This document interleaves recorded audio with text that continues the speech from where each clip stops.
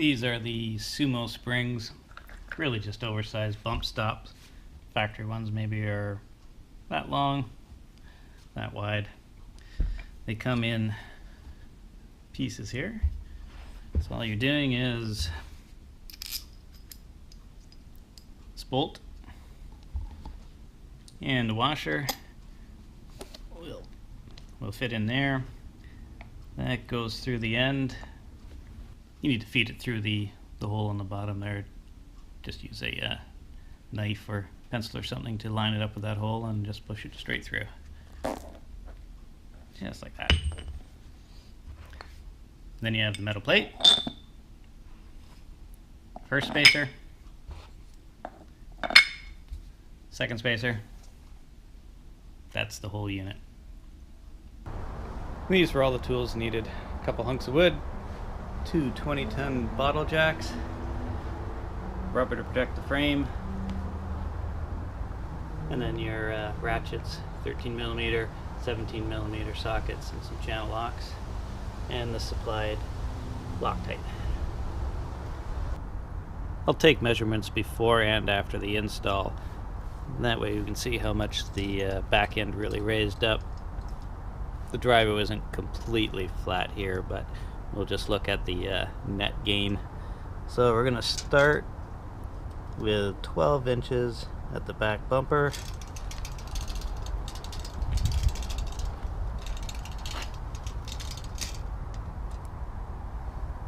And 28.5 at the wheel well.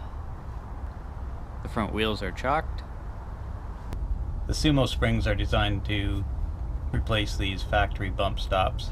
We'll take the rubber portion off and the cap.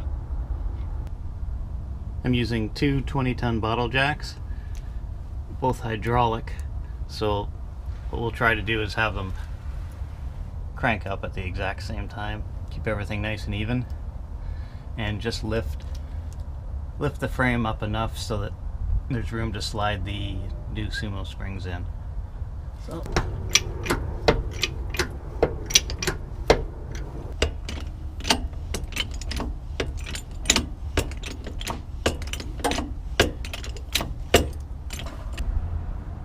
I'll crank it up to just about where the tires are getting light. I don't think you really have to raise the tires off the ground in order to fit the new ones in, but we'll find out in a couple minutes. The height of the SumoSprings is 7 inches, so you're going to have to jack up the RV so that there is enough space between the frame and the axle. So it'll be 7, probably about, say, 8.5 inches up, so you can get your ratchet in there. The factory bump stop isn't attached. It's just a slide in, so you just pull it out just like that. Once you take off the factory bump stop, that exposes the 13mm bolt up there.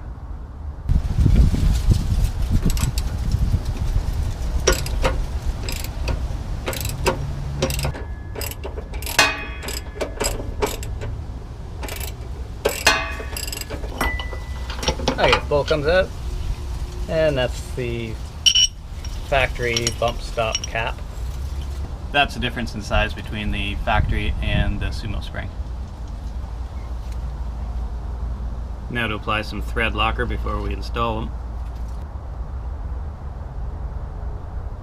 Should be enough. So I found a 17 long socket with the shorter extension.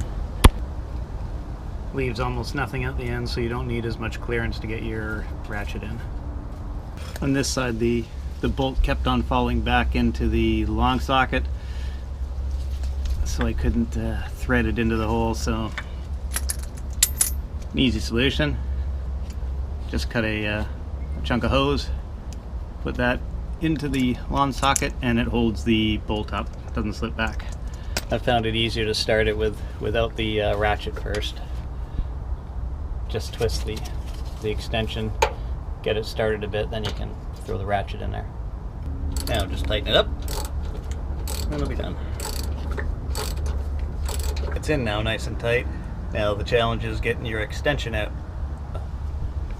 I'll try with these channel locks and see if I can get both the socket and the extension out without having to jack up the RV anymore. And here she comes. I'm just trying to avoid going up too high on the RV. There's the finished product.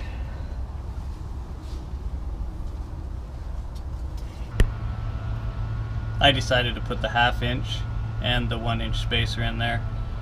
Give it a little more lift. If it looks like the Sumos are getting too compressed or the ride is too stiff, I'll just take the 1/2 inch back out. The new sitting height now.